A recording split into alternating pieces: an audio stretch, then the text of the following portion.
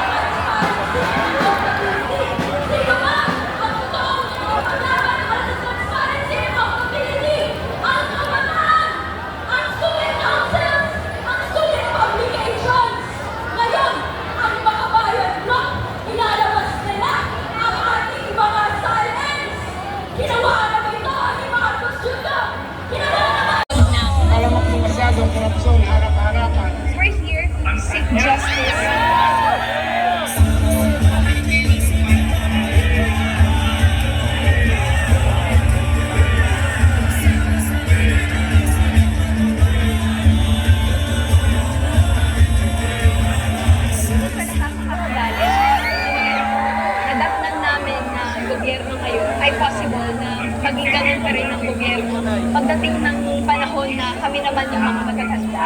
Hindi natin gusto yun. Nakaka-alarma yun eh. Kaya napakagandang hakbangin ng ginawa natin ngayong araw na ito para marinig ang boses ng bayan. Nakikita ko po yung paglalapo ng korupsyon at tulad po ng pagbubukas po ng usapin tungkol sa flood control. As a business owner po, sobrang kumanda po na magpapagawa sa amin ngayon dahil po sa sobrang hirap na po at taas na po ng inflation ng pera. Sahod na minimum nila, hindi na po talaga kinakaya sa sobrang taas po ng bilihin. Masyadong masakit kapag nakikita natin na ang pera ng gobyerno ay nagpakalipas. Ayun ako ng kapiyang sa pamahalaan. Ang pananawagan ko po sa mga namumuno sa ating bansa ay kapayapaan po at tamang pagsiservisyo sa ating mga Pilipino. Sana po ay makamit po natin ang katarungan nating minimiti. Isa lang po ang gusto po ng taong bayan. Ang totoo, hindi po pamumulitika lamang, kundi ang tamang ginagawa ng isang politiko ay ang paglilingkod sa bayan. Mga kababayan, hindi tutol ang Iglesia ni Cristo sa pagpapatupad ng batas. Pero tutol kami sa pagbaluktot sa batas. Lalo na kung ang layunin ay para pagtakpan ang katiwalian. Nananawagan kami para sa transparency, accountability, justice, and peace. Hindi kami titigil sa paghingi ng katarungan para sa mga kababayan natin na ninakawan. Gusto namin ipaalam sa kanila na isang injustice ang selective justice. At hindi kami mananahimik sa harap nitong napakalaking pagyurak sa katarungan na hinihingi ng ating mga kababayan.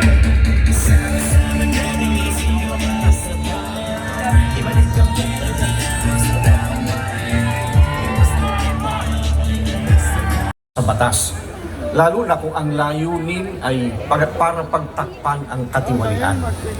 Gaya ng alam ng marami, si Senator Dante Marcoleta ay nanguna sa pag-iimbestiga sa isa sa pinakamalaking pandarambong na naganap sa ating kasaysayan. Sinimulan niya ito nang siya pa ang chairman ng Blue Ribbon Committee ng Senado. Subalit, pinalitan ng liderato ng komiting ito.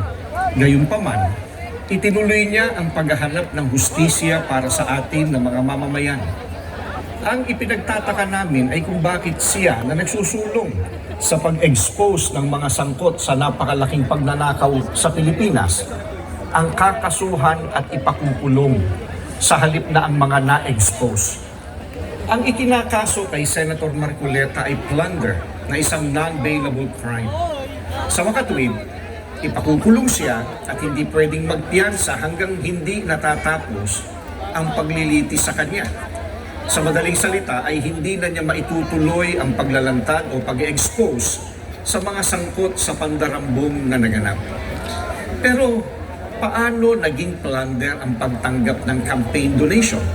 Hindi naman galing sa kabangyaman ng Pilipinas ang tinanggap niyang donation mula sa mga sumuporta sa kanyang pagkandidato bilang senador at mismong ang COMELEC ay naglabas na ng desisyon na walang krimen na naganap sa pagtanggap niya ng campaign donation. Sinusuportahan ng Iglesia ni Cristo ang itinataguyod ni Senator Marcoleta dahil ito rin ang posisyon namin. Nananawagan kami para sa transparency, accountability, justice, and peace. Kaya, nais namin iparinig sa mga kinauukulan na kahit ipakulong nila si Senator Marcoleta, ay hindi kami titigil sa paghingi ng katarungan para sa mga kababayan natin na ninakawan. Gusto namin ipaalam sa kanila na isang injustice ang selective justice. At hindi kami mananahimik sa harap nitong napakalaking pagyurak sa katarungan na hinihingi ng ating mga kababayan. Yan po ang statement ng Iglesia ni Cristo.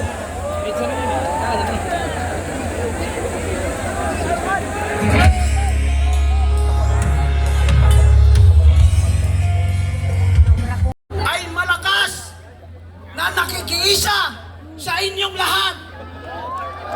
Malakas na nakikiisa sa laban para sa katiwalian. Dahil tayo lamang ay naghahanap ng katarungan. Ay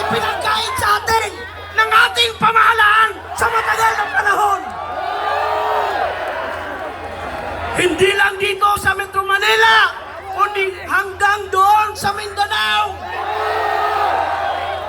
Umanagundong ang lakas natin! Naririnig mula hulo hanggang kapari! Dahil iisa ang ating sigaw! Yan ay sigaw para sa katotohanan! Na dapat panagutin yung mga kurakot, mga mandarambong! Saan ka nakakita? Yung mga naglalakad, sila ang ipinapakulong, sila ang kinakasuhan. Yan ay dapat malakas natin pigilan, harangin at labanan. Sino itong mga naglalakad ng katotohanan ng mga bayani, ng mga Pilipino? Isa na dyan ang minamahal natin, Senador Marcolita! Saan ka makakakita? Siya ang kinaksuhan, siya ang ikukulong, at yan ay sinasabi kong labanan natin. Hindi lang yung laban ito, laban din namin mga Muslim.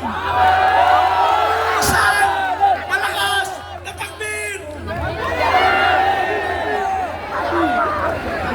Para sa kaalaman ng lahat, ang mga Muslim dyan sa Bangsamoro Autonomous Region in Muslim Mindanao ay nagkakagulo.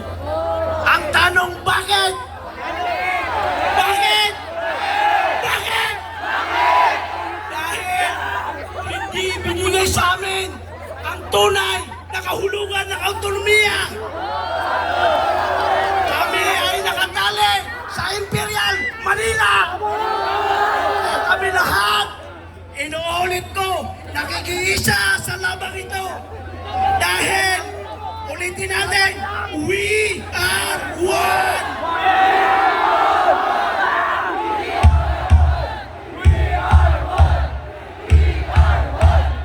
Hindi ko na po mahahabayan dahil alam ko marami pang magsasalita dito ng mga tanyak na mananalita. Isa lang ang iiwan ko sa inyo.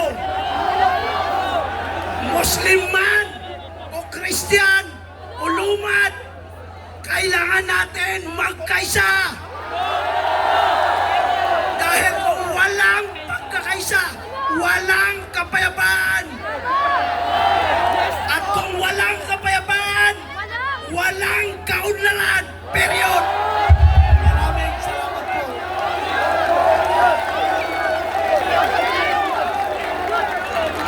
Thank you po. MVP natin yung buhay. Palakpakan po natin si Ginoong Art.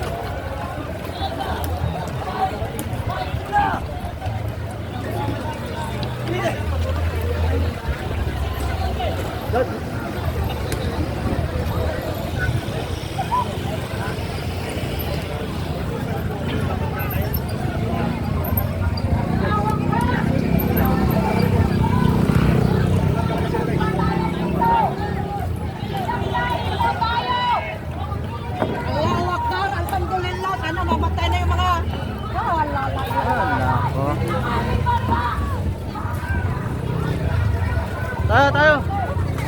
Harang-harang kayo, meron palang butas dito eh.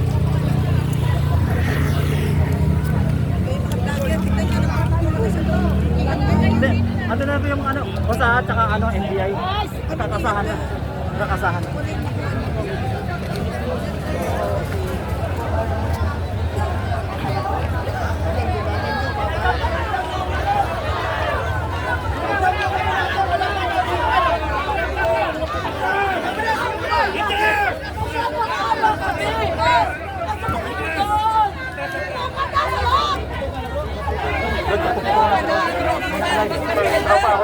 Hold your line now. Everybody, hold your line.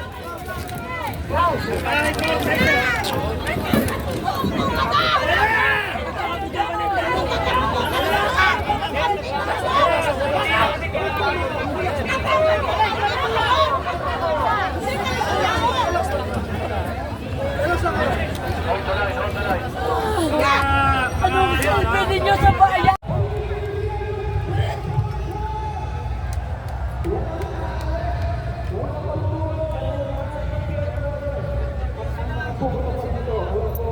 Marami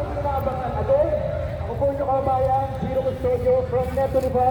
I love you, Philippines! And we are one! Thank you, J.I. Custodio! Tuwan-tuwa tayo yung driver dito. Kaya, kaya. Huwag mo tatabaan yung siling na doon, ha? Under tayo. Gising pa ba? Joke lang. Handa pa ba kayo? Para po sa mga kababayan po natin, ang posisyon po ng Iglesia ni Cristo ay ito. Kung ano ang tama at kung ano ang nasa mga batas natin, yun sana ang dapat pairalin. Huwag po itong pilipitin para umayon sa nais ng sinuman. Hindi po sumasang-ayon ng Iglesia sa anumang hakbangin na hindi naaayon sa mga batas ng ating bansa. Sapagkat ang batas po ang salalayang nagpapanatili ng kaayusan sa ating bansa. Kapag ang batas ay binaliwala, ay nagbubunga ito ng kaguluhan, hidwaan at kawalang hustisya. Alam niyo po iyan. Sino mang Pilipino o mamamayan ng ating bansa na may ginawang paglabag sa ating mga batas, dito dapat litisin sa ating bansa. Bakit po? Sapagkat gumagana naman ang sistema ng ating hustisya. Hindi po natin sinasabing wag litisin ang dating Pangulo sa mga iniaakusa laban sa kanya. Ang saganang amin po, nagtitiwala ang Iglesia ni Cristo sa integridad at kakayahan ng hudikatura para pagpasyahan ng ganitong bagay at usapin. Ang mga hukom natin ay may kakayahan po na gampanan ang kanilang tungkulin, na ipataw ang tamang hustisya at pairali ng katarungan sa lahat ng sandali. Kaya, hindi natin dapat isuko ang soberenya ng ating bansa sa iba. Yan po ang posisyon natin.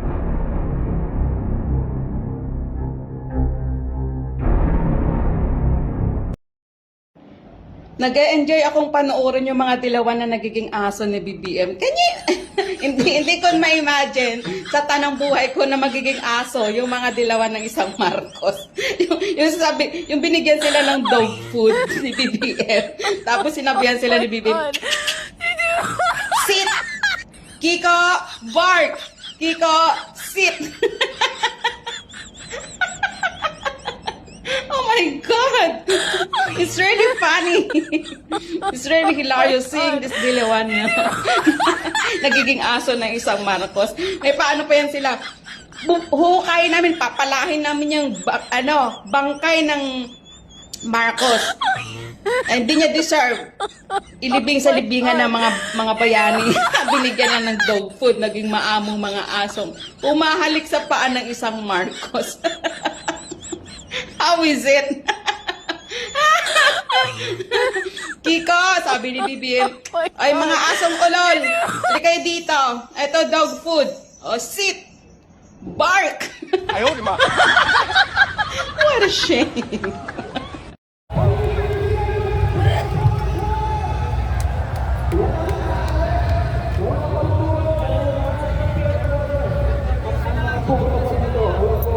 Maraming inaabangan. Again, ako po yung kabayan, Zero Custodio from Net25. I love you, Philippines! And we are one! Thank you, J.I. Custodio! Tuwan-tuwa tayo yung driver dito. Kaya, kaya. Huwag mo tatabaan yung siling na doon, ha? Under tayo. Gising pa ba? Joke lang. Handa pa ba kayo? Clap the beat, DJ, let's do it!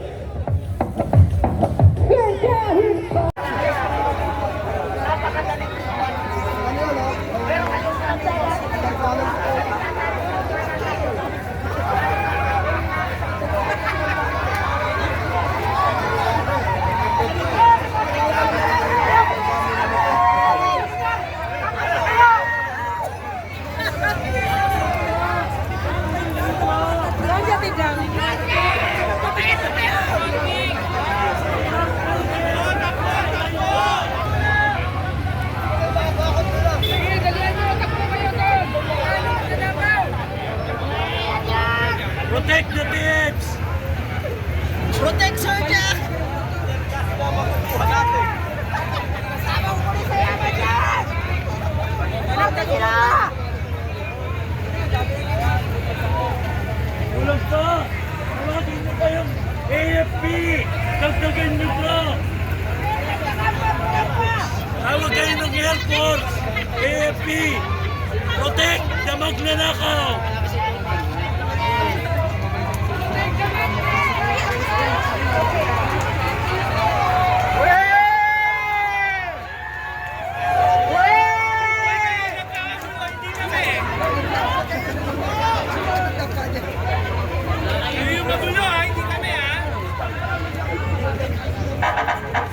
Yan! Iba!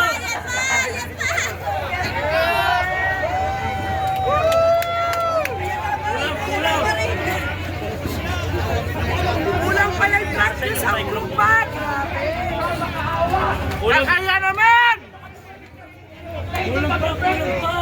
Pag-out ng mga galit at frustrations namin! AFP, tawag! Tawag po kayo! Hindi ba kami pwedeng maglabas ng kabayan nito? Tama! Asa kayo? Kami, alam namin na kami natin sa'yo. Andito kami sa At alam nyo kakampi nyo kami kasi mga simpleng mamamayan lang tayo lahat. Binigyan namin kayo ng pamilya. Pinapasweldo namin kayo para gawin ang trabaho nyo. At yun ay protektahan ang mga Pilipino. Saan kayo naman siya? Kami ang mga boss nyo. Alam nyo, sumasaludo kami sa inyo kapag tama ang ginagawa nyo. During the time of PRRD, lagi kami nagpapasalamat sa inyo. Willing kami na taasan yung mga sweldo nyo. Kasi alam namin na ginagawa nyo ang tama at kung ano ang para sa bayan. Ngayon, naniningil kami. Naniningil kami sa mga sweldong dinople namin. Asan kayo? Ngayon, sir, hindi kami mga bobo, hindi kami mga tanga. Nasasaktan namin ang mga kakampi nating pulis. Huwag nyo kaming maliitin. Hindi nyo ba nakita na nung pinaatras nila kami, umatras kami? Yun ba ang nangaaway? Diba, sabi ko, basta pantay lang ha. Pantay na, okay na. Nagkaroon ba ng gulo? Ang mga tao ngayon ay frustrated. Maliban sa mas malala ang krimen sa mga kalsada, kung makaligtas kami sa saksa, hindi kami makakaligtas sa sakit. Hospital. Kasi magkaka-leptospirosis kami. Dengue. Kasi araw-araw, maliban sa hindi kami ligtas sa mga kriminal, hindi pa kami ligtas sa baha. At hindi kami ligtas sa hospital. Pero wala silang pambayad natin sa mga sakit natin. At kung sakaling magkakasakit kami, dahil sa... Sino ba naman ang gusto dito sa kalsada? Wala. Sino ba naman ang gusto na napupolusyonan dito? Nandito kami kasi galit na kami sa gobyerno. Nakita nyo naman sa liwasan, hindi na naman kami nang gulo. Diba? Kaya kasi... Binayaran kayo na ka ng gulo doon eh! 3,000 kada isang bata! Kaya sabi ko naman kanina kay Fer, at naiintindihan din naman ni Fer, na tayo ay nagbe-vent out lang! Ano ang sigaw natin? Marcos resign! Marcos resign! Marcos resign! Marcos resign!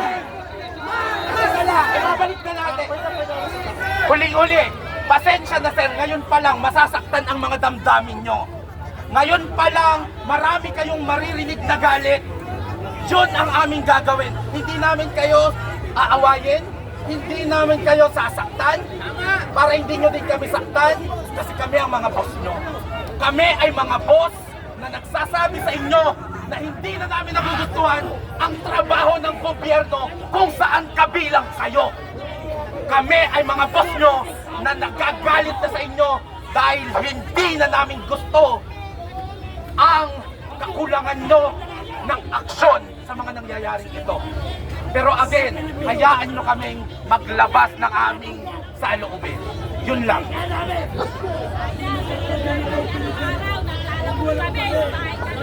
So start, ipaalala ko sa bawat isa sa mga kapatid natin, mga kapulisan dito, ano po ba ang inyong mga tungkulin? Ang tungkulin nyo ang protektahan ng bawat isang ordinaryong Pilipino, hindi ang mga putang na nakatira sa loob ng mamahaling subdivision na yan. Huwag nyo sasabihin sa amin na mamahinga sila. Eh putang ina, eh paano naman kami dito? Sila ay natutulog sila naka-aircon! Samantalang iba, At kawawa! ang bahay nila, sa tingin nyo ba naririnig nila tayo? Nakasampung pa yan! Nakasampung!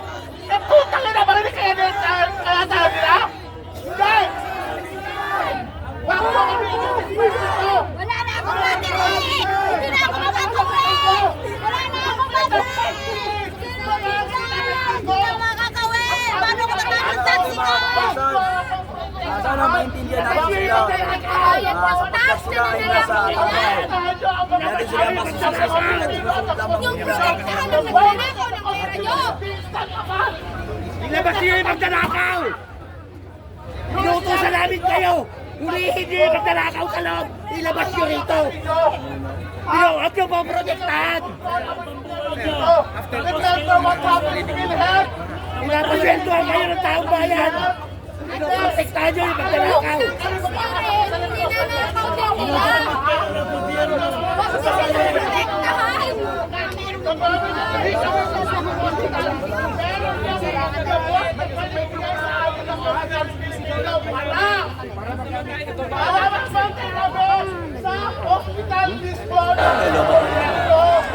Nagrarally tayo kasi may mali sa hustisya. Bakit? Yung naman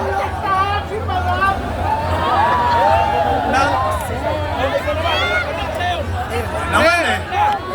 Bakit ako nag-iimbestiga? Ang ikukulong. Ang dapat ikukulong. Yung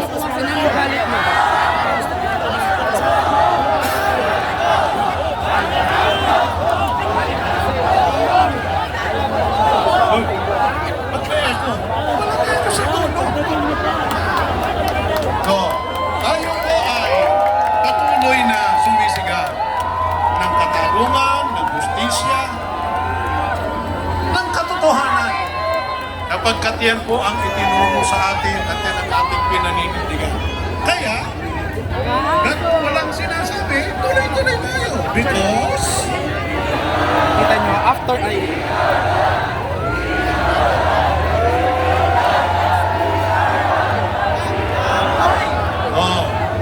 total, we are one.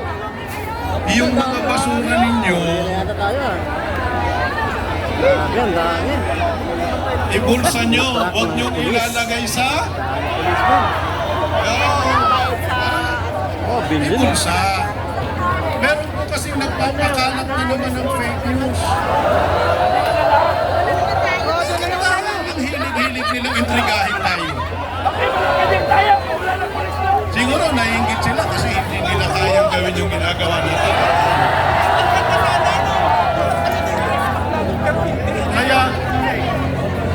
Kaya yung ginagawa nila, yun ang ibinabago sa akin. Sabi nila, yung daw liwasang Bonifacio, nung umalis yung mga kababayan nating nagrally, ang iniwan daw puro basura. Pero wala namang baleta. Okay na ba yung mga picture? Papakita sana namin kung paano iniwan yung liwasang Bonifacio. Malinis. Napakalinis. Gaya ng dati, clean as we go. Ganun din ang gagawin dito. Maasahan ba namin yun, mga kababayan? Gagawin po ba natin yun? Yung basura, itatapon sa dapat pagtapunan. Okay? Huwag nang yung basura, dinarambong pa. Basura na nga eh. Diba? Huwag na.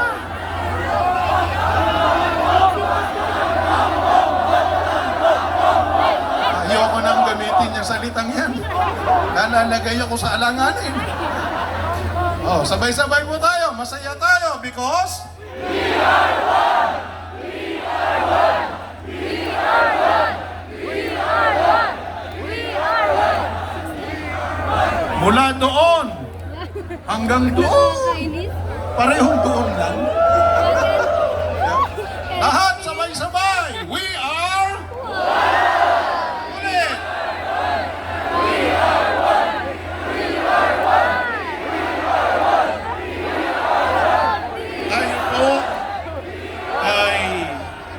napapanood din ng mga kababayan natin sa ibayong dagat. Binabati po natin sila. Nagpapasalamat tayo sa kanilang pagsuporta kahit malayo sila, pero kaisa natin sila. Kaisa natin sa damdamin, kaisa natin sa espiritu, kaisa natin sa pagmamalasakit. Sapagkat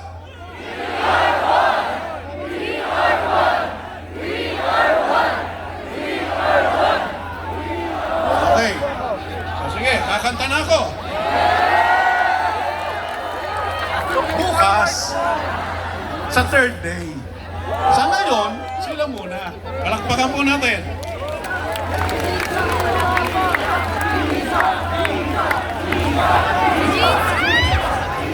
Kababayan, make some noise!